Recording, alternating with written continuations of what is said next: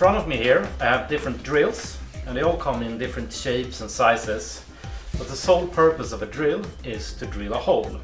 But how do you know which drill you should choose? When selecting your drill, there are mainly 4 factors to take into consideration: speed, power, accessibility and runout. The material and the size of the hole will determine the speed required for your drill bit and the drill.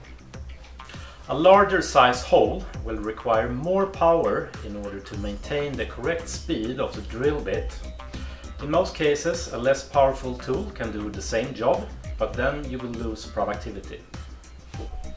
The most common types of drills are either straight or pistol shaped, but in some applications with hard to reach areas, you might need a special type of head in order to perform the drilling operation.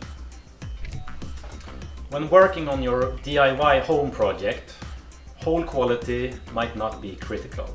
But in industrial applications, and especially in the aerospace industry, it is critical.